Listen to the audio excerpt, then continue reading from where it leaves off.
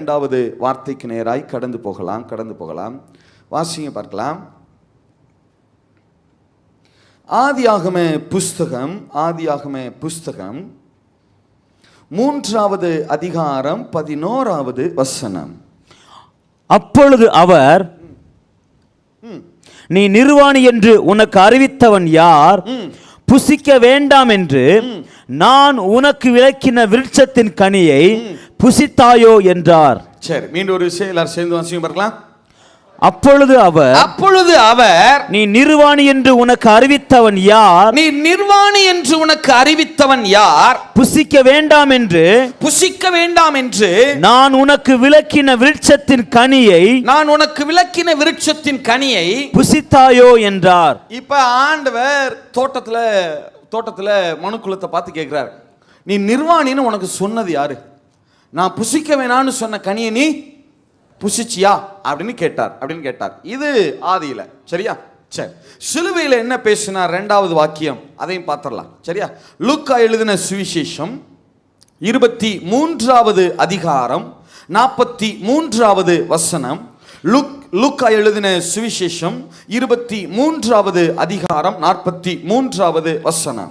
இயேசு அவனை நோக்கி, இன்றைக்கு நீ என்னுடனே கூட பரதீசில் இருப்பாய் என்று மெய்யாகவே உனக்கு சொல்லுகிறேன் என்றார். சரி, ரெண்டையும் மெச் பண்ணி காட்டுறேன். ஓகே, சரி, கவனிங்க. ஆதியில தோட்டத்தில் ஆண்டவர் 2 விருட்சங்களை வைத்திருந்தார். என்னென்ன விருட்சங்கள்?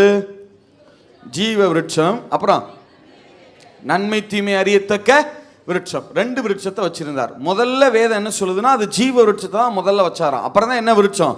நன்மை தீமை அறியத்தக்க விருட்சம். சரியா? சரி, இப்ப எந்த விருட்சத்தின் கனியை புசிக்க கூடாது சொல்லுங்க? நன்மை தீமை அறியத்தக்க விருட்சத்தின் கனி என்ன செய்யக்கூடாது? புசிக்க கூடாது. Very good. அப்ப எந்த விருட்சத்தின் கனிகளை எல்லாம் புசிக்கலாம்? ஜீவ விருட்சம் உட்பட எல்லா விருட்சத்தின் கனியையும் என்ன செய்யலாம்? புசிக்கலாம். குறிப்பா ஜீவ விருட்சத்தின் கனியை தாராளமாய் என்ன செய்யலாம்? புசிக்கலாம். சரியா? தாராளமாய் புசிக்கலாம். இதுதான் நியதி.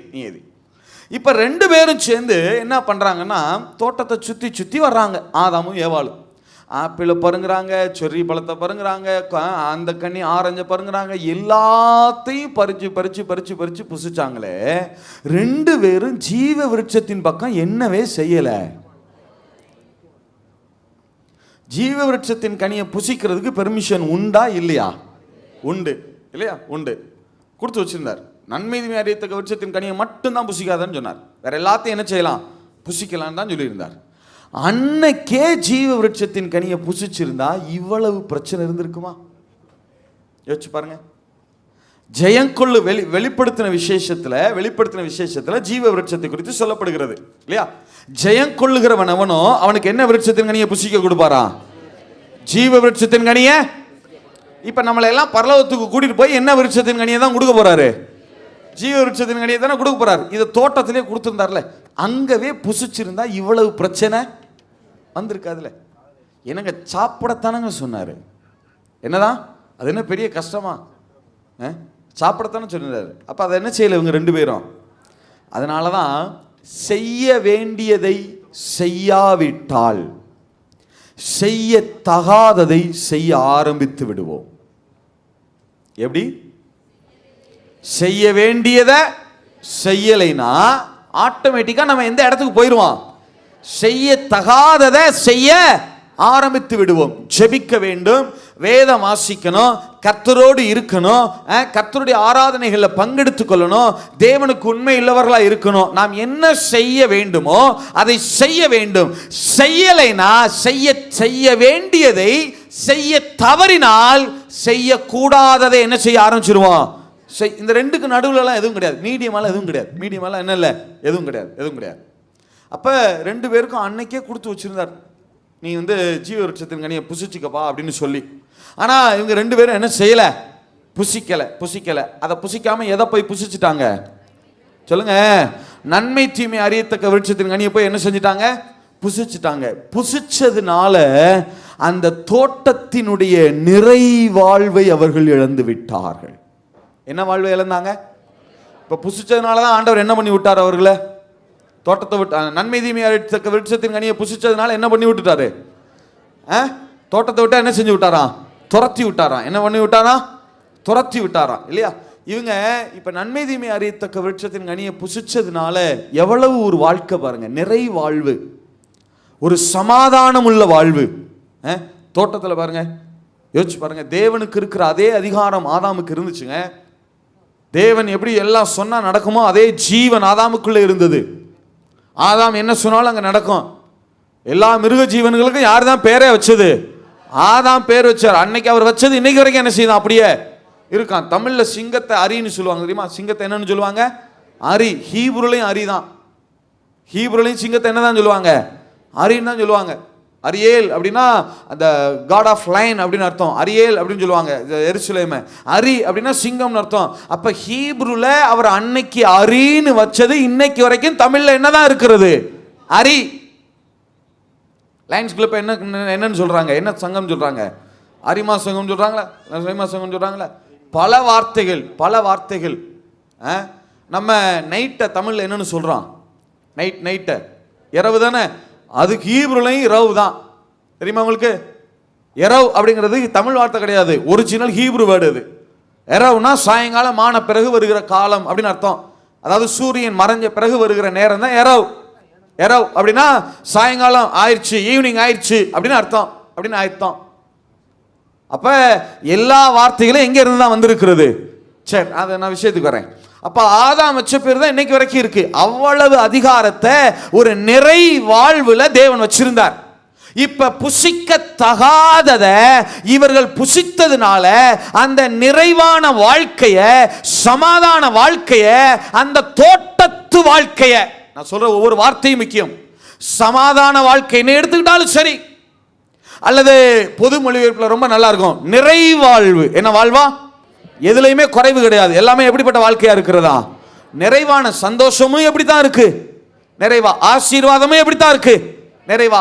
அவர்களுக்கு இருக்கிற எல்லா காரியங்களும் எப்படி இருக்கிறது? நிறைவா. அந்த நிறை வாழ்வை இழந்தார்கள். வேறு வார்த்தையில சொன்னா அந்த தோட்டத்து வாழ்க்கை என்ன செஞ்சிட்டாங்க? இழந்துட்டாங்க. பாண்டவருக்கு இதனாலதான் அங்க அவங்க நன்மை தீமை அறியத்தக்க விருட்சத்தின் கனியை புசிச்சியா அப்படின்னு கேட்டார். ஆமா புசிச்சோம். அப்ப அதனால அவங்களுக்கு கொடுக்கப்பட்ட பனிஷ்மெண்ட் என்ன? இந்த தோட்டத்து வாழ்க்கையை அவர்கள் இழந்தார்கள். இது ஆதியில. சிலுவைக்கு வரலாம். வாசியம் பார்க்கலாம். லூக்கா எழுதின சுவிசேஷம் 23:43 இரண்டாவது வாக்கியத்தை வாசியம் பார்க்கலாம். இயேசு அவனை நோக்கி, இன்றைக்கு நீ என்னுடனே கூட பரதீசில் இருப்பாய் என்று. நீ இன்றைக்கு என்னுடனே கூட எங்க இருப்பையா? சத்தமா சொல்லுங்க, எங்க இருப்பையா? பரதீசு. ஆங்கிலத்தில் பாரடைஸ் அப்படின்னு சொல்லுவாங்க இல்லையா? பரதீசு அப்படின்னு சொன்னா தமிழ்ல தோட்டம் அப்படின்னு அர்த்தம். என்ன அர்த்தம் சொல்லுங்க பார்க்கலாம்? தோட்டம்னு அர்த்தம். பொது மொழிபெயர்ப்பு வச்சிருக்கீங்களா? அதில் வாசிங்க 23:43 வாசிங்க பார்க்கலாம். 23:43 எடுக்க லேட் ஆகுது தேவராஜ். அதற்கு இயேசு அவனிடம் நீர் இன்று என்னோடு பேரின்ப வீட்டில் இருப்பீர் என. பேரின்ப வீடுன்னு போட்டிருக்காங்களோ? பழைய கத்தோலிக்க தமிழ் மொழிபெயர்ப்பு இல்லையா? பழைய கத்தோலிக்க தமிழ் மொழிபெயர்ப்புல பாத்தீங்கன்னா கரெக்டா என்ன போட்டிருப்பாங்க தெரியுமா? நீ இன்றைக்கு என்னுடனே கூட தோட்டத்தில் இருப்பாய்னு போட்டிருப்பாங்க. என்ன போட்டிருப்பாங்க? பாரடைஸ் அப்படின்னா தோட்டம். கிரீக் வார்த்தை பாரடியோஸ் அப்படின்னு சொல்லுவாங்க. அந்த கிரீக் வேர்டுக்கு அர்த்தம் என்னன்னா, நீ இன்றைக்கு என்னுடனே கூட எங்க இருப்ப? தோட்டத்தில் இருப்ப அப்படின்னு அர்த்தம். நல்ல கவனிங்க. அங்க இரண்டாவது வாக்கியம் பேசுகிற போது மனுஷன் எந்த வாழ்க்கையை இழந்து நின்னா? தோட்டத்து வாழ்க்கையை இழந்து நின்னா. ஆனா அத்தனைக்கும் சிலுவையில இயேசு பரிகாரம் பண்ணிட்டு சொன்னாரு, இல்ல நீங்க ஆதியில இழந்தீங்க பாருங்க அந்த தோட்டத்து வாழ்க்கைய, அந்த நிறை வாழ்க்கைய, அந்த சமாதான வாழ்க்கைய நான் இப்போ உங்களுக்கு திருப்பி தர்றேன். இப்ப நீங்க மரித்தாலும் என்னுடனே கூட தோட்டத்தில் இருப்பீர்கள். அல்லேலூயா. எத்தனை பேர் ஆமென் சொல்ல முடியும்?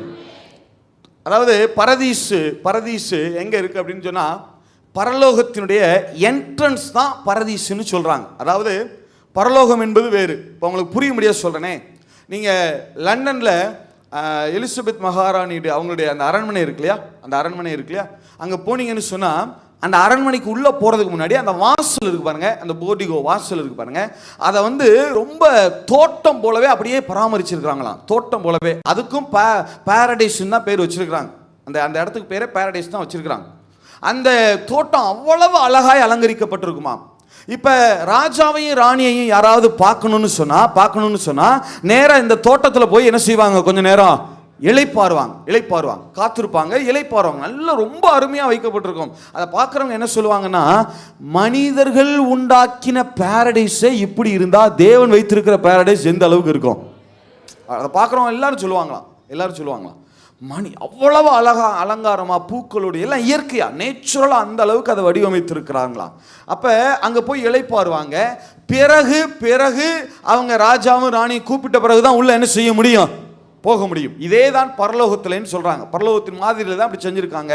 ஏன்னா நம்ம டைரக்டா எடுத்த உடனே எங்க போயிட போறது கிடையாது, பரலோகத்துக்குள்ள போறதில்ல. பரலோகத்துடைய அந்த என்ட்ரன்ஸ் இருக்குல்ல, அந்த முற்பகுதி இருக்குல்ல, அதுதான் பாரடைஸ். நாம போய் நேரம் அங்க போய் என்ன செய்ய போகிறோமா, இளைப்பாற போகிறோம். பிறகு நியாய தீர்ப்புக்கு பிறகுதான் எதுக்குள்ள பிரவேசிக்க போகிறோம், பரலோகத்துக்குள்ள போக போறோம் இல்லையா. இப்ப இந்த ஜீவ விருட்சம் நல்ல கவனிங்க, முக்கியமானதை சொல்றேன். ஜீவ விருட்சம் ஆதியில ஏதேன் தோட்டத்தில் இருந்துச்சுல, எங்க இருந்துச்சு சொல்லுங்க பார்க்கலாம், ஏதேன் தோட்டத்தில் இருந்துச்சுல. வெளிப்படுத்தின விசேஷம் 22:2 வாசிங்க பார்க்கலாம். வெளிப்படுத்தின விசேஷம் 22:2 வாசிங்க பார்க்கலாம். நகரத்து வீதியின் மத்தியிலும், நகரத்து வீதியினுடைய மத்தியிலும், நதியின் இரு கரையிலும் 12 விதமான கனிகளை தரும் ஜீவ விருட்சம் இருந்தது. 12 விதமான கனிகளை தரும் ஜீவ விருட்சம் இருந்தது. வெளிப்படுத்தல் 2:7 வாசிங்க. 2:7 வாசிங்க. வெளிப்படுத்தின விசேஷம் 2வது அதிகாரம் 7வது வசனம். ஆவியானவர் சபைக்கு சொல்லுகிறதை காதுள்ளவன் கேட்க கடவன். ஜெயம் கொள்ளுகிறவன் எவனோ அவனுக்கு தேவனுடைய பரதீசின் மத்தியில் இருக்கிற, எதின் மத்தியில் இருக்கிறவா, தேவனுடைய, அத பொது மொழிபெயர்ப்புல வாசிக்க முடியுமா தேவராஜ்? அத பொது மொழிபெயர்ப்புல பாருங்க. 2:7. வேற யாரும் பொது மொழிபெயர்ப்பு இல்லையா அவங்க கையில? சரி, நிறைய மொழிபெயர்ப்புகள் யூஸ் பண்ணுங்க, சரியா? தப்பு கிடையாது. தமிழ்ல மட்டும் ஒரு நிமிஷம், தமிழ்ல மட்டும் 4 மொழிபெயர்ப்புகள் இருக்கு. நம்ம கையில இருக்கிறது பாவர் எடிஷன். நம்ம கையில இருக்கிறது என்னது? பாவர், BOWERன்னு சொல்லுவாங்க, பாவர் எடிஷன் அப்படின்னு சொல்லுவாங்க. அது பாவர் என்கிறவர் தலைமையில் மொழிபெயர்க்கப்பட்டதுனால பாவர் எடிஷன் சொல்லுவாங்க. பொது மொழிபெயர்ப்பு என்று ஒன்று இருக்கிறது. பொது மொழிபெயர்ப்புன்னு ஒன்று இருக்குது, சரியா? அது எல்லாரும் சேர்ந்து மொழிபெயர்த்தது ஒன்று. அதுக்கடுத்து பழைய கத்தோலிக்க தமிழ் மொழிபெயர்ப்பு ஒன்று இருக்குது. அது பழைய ஆட்கள், கேத்தலிக் மக்கள் மத்தியில் யாரோ வீடுகளில் இருந்தீங்கன்னா பார்த்தீங்கன்னா தெரியும். அது எப்படி பிரதர் கண்டுபிடிக்கிறதுன்னு நீங்கள் கேட்டிங்கன்னா, சங்கீதத்தை எடுத்தீங்கன்னா 22வது சங்கீதத்தில் தான் அந்த கர்த்தரன் மேய்ப்பர்னு இருக்கும். அந்த சங்கீதம் 23ல் இருக்காது. எத்தனையில் இருக்கும்? 22ல் இருக்கும். அது ஒரு சங்கீதம் முன்னாடி வரும், அதுக்கு விளக்கம் சொல்ல, ஏன்றது விளக்கம் சொல்ல நேரம் இல்லை. ஒரு சங்கீதம் முன்னாடி இருக்கும், 22ல் வரும். அதை பார்த்தீங்கன்னா தெரியும். ஒன்று. ரெண்டாவது, அதில் வாசிச்சிங்கன்னா கர்த்தரனை களைப்பாற்ற நீர் நிறைந்த அருவின்னு போட்டிருப்பாங்க. அது இருந்துச்சுன்னா அது பழைய கத்தோலிக்க தமிழ் மொழிபெயர்ப்புன்னு அர்த்தம். யார்ட்டையாவது கிடைச்சா சத்தம் இல்லாமல் வாங்கி வச்சுக்கிறீங்க. நீங்கள் திருப்பி கூட கொடுக்க வேணாம், ஆண்டவர்கிட்ட நான் பேசிக்கிறேன். ஆண்டவர்கிட்ட உண்மையை சொல்கிறேன், அதெல்லாம் சொத்து. இப்போல்லாம் கிடைக்கிறது கிடையாது. இப்போல்லாம் என்ன செய்கிறது கிடையாது, கிடைக்கிற ஒரே ஒரு இடத்துல ஏதோ பிரிண்ட் பண்ணுறாங்கன்னு சொல்கிறாங்க. பட் எனக்கு எந்த அளவுக்குன்னு எனக்கு தெரியல, சரியா? அதனால் அது நீங்கள் கிடச்சிச்சின்னா எங்கேயாவது என்ன செஞ்சுக்கிறீங்க, ஒரிஜினல் கிடச்சின்னா என்ன செஞ்சுருங்க, வாங்கி வச்சுருங்க. என்கிட்ட 2 இருந்துச்சு. ஒன்று ஒரு பாஸ்டர் வாங்கினதுக்கப்புறம் இது வரைக்கும் அவரை பார்க்கவே இல்லை. நான் பார்த்துட்டு தரேன் பிரதர் தான் வாங்கினதுக்கப்புறம் இது வரைக்கும் அவர் என்னவே செய்யலை. நான் இது வரைக்குமே பார்க்கலன்னா பார்த்துக்குங்க, இது வரைக்கும் பார்க்கவே இல்லை, ஆளே காணோம். சரி, அதனால் அது சொத்து, அதை கொடுத்துறாதீங்க. அது ஒரு மொழிபெயர்ப்பு. இன்னொன்று மோனகன் டிரான்ஸ்லேஷன் சொல்லுவாங்க. மோனகன் டிரான்ஸ்லேஷன்னு நம்ம டிடிஎஸ்ல, மதுரையில் டிடிஎஸ்ல கிடைக்குதுன்னு சொன்னாங்க. நான் இடத்துல ஒருத்தர் வாங்கி கொடுத்தார். பட் அவர் சொன்னார், எனக்கு அது கன்ஃபார்மாக தெரியல டிடிஎஸ்ல கிடைக்குதான்னு. கிடைச்சா என்ன செய்யுங்க, வாசித்து பாருங்கள். 4 மொழிபெயர்ப்புகள் இன்றைக்கி நம்ம கருத்தில் இருக்குது. நீங்கள் ஏன்னா வேதத்தினுடைய சில வார்த்தைகளை நம்ம விளங்கிக்கிறதுக்கு நல்லாயிருக்கும். எதுக்கு நல்லாயிருக்கும்? அதை புரிஞ்சுக்கிறதுக்கு, அண்டர்ஸ்டாண்டிங் பண்றதுக்கு நமக்கு என்ன செய்யும், நல்லா இருக்கும். சரியா? சரி, வாசியம் இருக்கலாம். வெளிப்படுத்தல் 2:7 வாசியம் இருக்கலாம். கேட்க செவி உடையோர், கேட்க செவியுடையோன் திருச்சபைகளுக்கு தூய ஆவியானவர் கூறுவதை கேட்கட்டும். கடவுளின் தோட்டத்தில் உள்ள, பரதீசில் உள்ளங்கிறது எப்படி இருக்கு தமிழ்ல, பொதுமொழியில் எப்படி இருக்கு, கடவுளுடைய தோட்டத்தில் இருக்கிற வாழ்வு தரும் மரத்தினுடைய கனியை, ஜீவ விருட்சத்தினுடைய கனியை வெற்றி பெறுவோருக்கு உண்ண கொடுப்பேன். திருப்ப நம்ம மொழிபெயர்ப்பு வாசிங்க, பவர் எடிஷன் வாசிங்க. ஆவியானவர், என்னதான் மற்ற மொழிபெயர்ப்புகள் இருந்தாலும் நம்ம கையில் இருக்கிற பவர் எடிஷன் மாதிரி நம்மளை இன்ஸ்பயர் பண்றது வேற எதுவுமே கிடையாது. நான் உண்மையை சொல்றேன். நான் உங்களை சும்மா உற்சாகப்படுத்துறதுக்கு இல்லை எக்ஸாக்ரேட் பண்ணிலாம் சொல்லலை. நான் என்னுடைய டேப்பில் கிட்டத்தட்ட ஒரு 168 நினைக்கிறேன். நான் கடைசியாக செக் பண்ண வரைக்கும் 168 மொழிபெயர்ப்புகள் இருக்கிறது. ஆங்கில, கிரேக்க மொழிபெயர்ப்புகள், ஹீப்ரு ஒரிஜினல் இல்லையா, அதனுடைய பல பகுதிகள் இருக்கிறது. அதில் உள்ளது வவல்ஸ் உள்ளது, வவல்ஸ் இல்லாதது, இந்த மாதிரி நிறைய இருக்கிறது. இதெல்லாம் சேர்த்து 168 மொழிபெயர்ப்புகள், ஆங்கில மொழிபெயர்ப்புகள் ஏராளம் வந்து கொண்டே இருக்கிறது. அந்த மொழிபெயர்ப்புகள் அத்தனையும் கம்பேர் பண்ணி வாசித்து, நான் உண்மையை சொல்கிறேன், இத்தனை மொழிபெயர்ப்புகளையும், அது ஆங்கிலமாக கூட இருக்கட்டும், NIV-ஆ இருக்கட்டும், NKJV-ஆ இருக்கட்டும், வேறு எந்த மொழிபெயர்ப்பாக இருக்கட்டும், எல்லாவற்றை பார்க்கிலும் மிகச்சிறந்த மொழிபெயர்ப்பு நம்முடைய தமிழ் மொழிபெயர்ப்பு தான். நான் உண்மையை சொல்கிறேன். அல்லேலூயா. அதனால் நம்முடைய தமிழ் மொழிபெயர்ப்பே போதுமானது. கொஞ்சம் உங்களுக்கு விளங்கலைன்னா மற்ற மொழிபெயர்ப்பு என்ன செய்து கொள்ளுங்க, பார்த்துக்கொள்ளுங்க. சரி, நம்ம மொழிபெயர்ப்பு வாசிங்க பார்க்கலாம். 2:7 வாசிங்க பார்க்கலாம். ஆவியானவர் சபைகளுக்கு சொல்லுகிறதை காதுள்ளவன் கேட்க கடவன். ஜெயம் கொள்ளுகிறவன் எவனோ அவனுக்கு தேவனுடைய பரதீசின் மத்தியில் இருக்கிற, தேவனுடைய தோட்டத்தின் மத்தியில் இருக்கிற ஜீவ விருட்சத்தின் கனியை புசிக்க கொடுப்பேன் என்று எழுது. இப்ப திருப்பி சொல்றேன். தோட்டத்தில் ஆண்டவர் மனுக்குலத்தை பார்த்து சொன்னார், புசிக்க வேண்டாம்னு சொன்ன கனியை புசிச்சியா அப்படின்னு கேட்டார். ஆமா, அவங்க புசிச்சதுனால தான் தோட்டத்து வாழ்க்கையை, அந்த நிறைவான வாழ்க்கையை, அந்த சமாதான வாழ்க்கையை என்ன செய்து விட்டார்கள், இழந்து விட்டார்கள். அடுத்து என்ன நடந்துச்சு, அந்த தோட்டத்தை, தேவனுடைய அந்த தோட்டத்தை எடுத்து தேவன் பரலோகத்தினுடைய முற்பகுதியிலே என்ட்ரன்ஸ்ல வைத்திருக்கிறார். ஏன்னா இப்ப ஜீவ விருட்சம் அங்கதான் இருக்கு இல்லையா. ஜீவ விருட்சம் முதல்ல பூமியில இருந்துச்சுன்னு இருக்கு, இப்ப ஜீவ விருட்சம் பரலோகத்தின் பரதீஸ்ல இருக்குன்னு இருக்கு. அப்ப அந்த ஏதேன் தோட்டமே இப்ப எங்கதான் இருக்கிறது, பரலோகத்தில் பரதீஸ்ல தான் இருக்கிறது. அப்ப இங்க பரதீஸ்ல இருக்கிற அந்த ஜீவ விருட்சத்தை குறித்து இயேசு சொல்லும்போது சொன்னாரு, அங்க நீங்க தோட்டத்து வாழ்க்கையை இழந்தது உண்மைதான், 2வது வார்த்தை அது. ஆனா இங்க சிலுவையில் சொல்லும்போது சொல்லுகிறாரு, இல்ல, நீங்க இன்றைக்கு மரித்தாலும் என்னுடனே கூட நீங்க தோட்டத்தில் இருப்பீர்கள். எத்தனை பேர் ஆமேன் சொல்ல முடியும்? அங்க தோட்டத்து நிறைவான வாழ்க்கையை இழந்தோம் பிரதர்.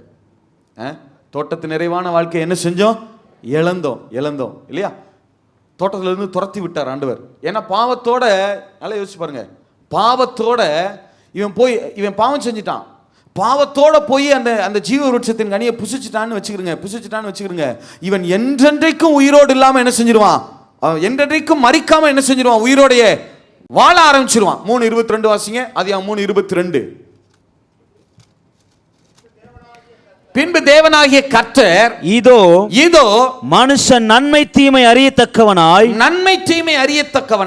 நம்மில் ஒருவரைப் போலானான். இப்பொழுதும் அவன் தன் கையை நீட்டி ஜீவ விருட்சத்தின் கனியையும் பறித்து புசித்து என்றைக்கும் உயிரோடு இராதபடிக்கு. ஏன்னா இப்ப இவன் பாவம் செஞ்சதுனால மரித்து ஆகணும். மரிக்கிறதுக்கு முன்னாடி போய் ஜீவ விருட்சத்தின் கனியை புசிச்சிட்டான்னு வச்சுக்கிறங்க, காலம் முழுவதும் இதே பாவத்தோடய உயிரோட இருப்பான். என்ன செய்வான், உயிரோட இருப்பான். அப்ப இவனுக்கு என்ன செய்யணும்னா, இவனுக்கு பாவ நிவிர்த்தி செய்த பிறகுதான் ஜீவ விருட்சத்தின் கனியை புசிக்க கொடுக்கணும். முதல்ல இவன் பாவத்துக்கு என்ன செஞ்சு ஆகணும், நிவர்த்தி செஞ்சுட்டு அப்புறம் என்ன கொடுக்கலாம். தேவனுடைய நோக்கம் என்ன, எதை கொடுப்பதுதான். ஜீவ விருட்சத்தை அவன் புசிக்கணும். ஆனா புசிக்கிறதுக்கு முன்னாடி அவனுடைய பாவத்துக்கு என்ன செய்து ஆகணும், நிவர்த்தி செய்யப்பட்டாகணும். அதைத்தான் இயேசு சிலுவையில் செய்து முடித்தார்.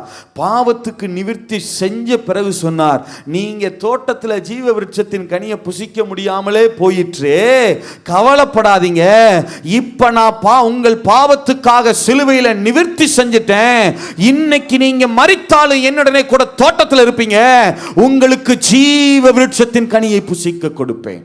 எத்தனை பேர் ஆமேன் சொல்ல முடியும்? எத்தனை பேர் ஆமேன் சொல்ல முடியும்?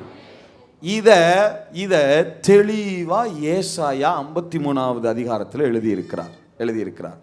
வாசிங்க பார்க்கலாம். 53வது அதிகாரம், 53வது அதிகாரம், ஏசாயா புஸ்தகம் 53வது அதிகாரம் 5வது வசனம். நம்முடைய மீறுதல்கள் நிமித்தம் அவர் காயப்பட்டு நம்முடைய அக்கிரமங்களின் நிமித்தம் அவர் நொறுக்கப்பட்டார். நமக்கு சமாதானத்தை உண்டு பண்ணும் ஆக்கினை, அதை குறிச்சுக்கிறீங்க. சமாதானத்தை உண்டு பண்ணும் ஆக்கினை அவர் மேல் வந்தது.